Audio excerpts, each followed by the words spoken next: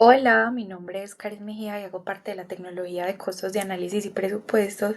Y hoy para cumplir con la actividad de la semana número 15 creo que es, donde debíamos leer un libro y al final de este pues hacer un mapa conceptual explicando pues como lo que entendimos o que nos dejó el libro.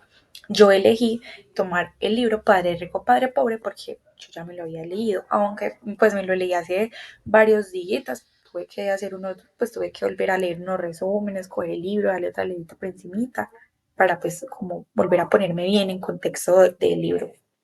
Bueno, básicamente, Padre Rico, Padre Pobre es un libro que escribió Robert Kiyosaki, donde él nos cuenta pues que él fue un hombre muy afortunado porque él nació viendo como dos perspectivas de la vida. O sea, él tenía a su padre, el biológico, que él llama como el padre pobre, y el padre rico, que es o era el padre de un amigo, llamaba padre rico, porque él decía que, aunque a pesar, pues él, obviamente, pues como lo dice, era rico y más porque, o sea, él era un hombre muy inteligente, un hombre que sabía administrar sus recursos, su conocimiento, su tiempo, su dinero, su trabajo. En cambio, el padre pobre, pues como que se enfocaba solamente en adquirir estudio, pero pues como que nunca salir más allá, pues de lo que le daba el estudio o tratar como de independizarse, porque Robert Kiyosaki en pocas palabras de lo que dice en su libro, que es lo más importante como para uno poder, no sé, al menos escalar a nivel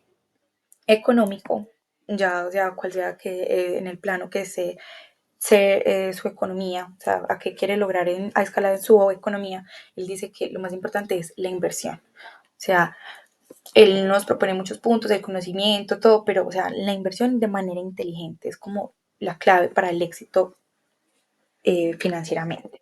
Entonces, yo quise hacer como sacar estos 6 punticos que me parece como lo más importante y de donde se desprende pues casi que casi toda la información, o bueno, lo más importante y en lo que más se centra él en su libro.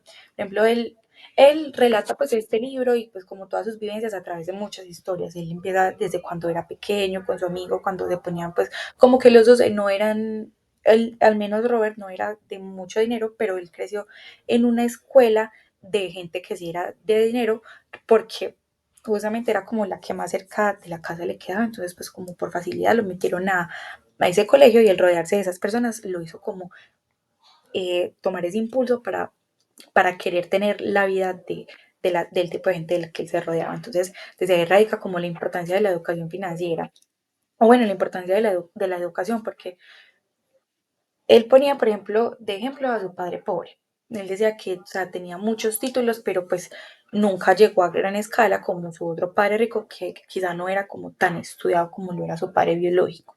Entonces, de la importancia de la educación financiera, él dice como que no nos quedemos solamente con lo que nos enseñan las instituciones, porque no son la mayoría de veces, o quizás no siempre van tan enfocadas como a vivencias de la vida cotidiana o de casos reales. Es como muy, como siempre buscando que trabajemos para alguien más y pues si queremos independizarnos no deberíamos siempre trabajar para alguien más.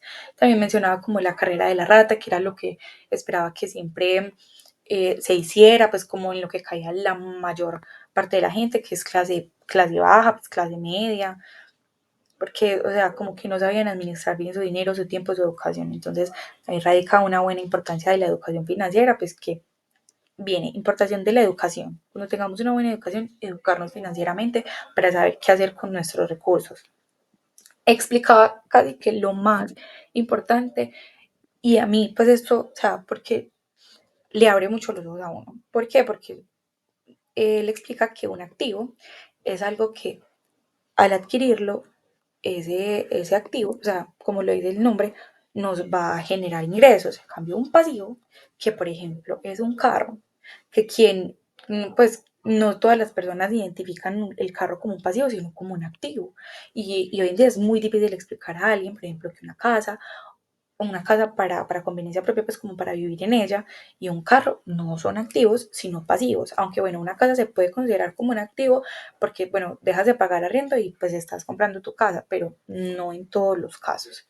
Entonces él explica la diferencia entre activos y pasivos, que un activo es algo que al adquirirlo, esa adquisición me va ¿cómo lo decimos?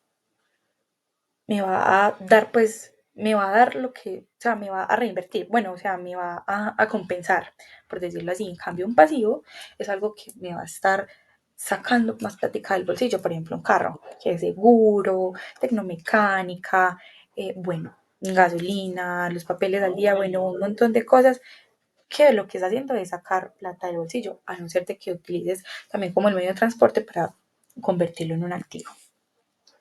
También nos habla de el poder que tiene la inversión, y también invertir sabiamente, corriendo riesgos, porque en cada inversión se corre mucho riesgo, pero también dejando a un lado pues como el riesgo el miedo, sobre todo porque da muchísimo miedo invertir y más cuando son ahorros de toda la vida o si de pronto hay un préstamo, pero pues también por ese lado deberíamos aplicar si ya tenemos una buena educación financiera. Es que yo digo que todos son pasitos que van eh, desbloqueando los otros para poder llegar como al éxito, ¿cierto? Por decirlo así. Entonces, el poder de la inversión, invertir también sabiamente, pues no tampoco a la ligera y en un negocio pues que uno lo ve ahí y vamos que vamos a invertir porque vamos a invertir. No, o sea, pero, o sea, si se hace bien, la inversión tiene un poder muy grande.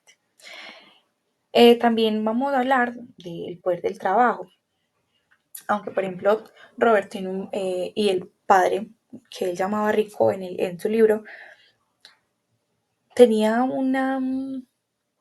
pues, como un significado muy relativo del trabajo. Por ejemplo, él decía, bueno, está bien trabajar, pero no trabajar por dinero, o bueno, para iniciar sí, trabajamos por dinero, pero cuando tengamos el dinero, hacer que el dinero trabaje para nosotros. Y que yo digo que también va mucho con la inversión, o sea, va muy relacionado a la inversión porque cuando te inviertes, tu trabajo está devolviéndote pues como lo que tú invertiste. La mentalidad del éxito. Cuando desarrollamos una buena mentalidad del éxito, bueno, o al menos una mentalidad muy sólida, muy fuerte y muy enfocada, es, es muy difícil pues como que no lleguemos al éxito porque,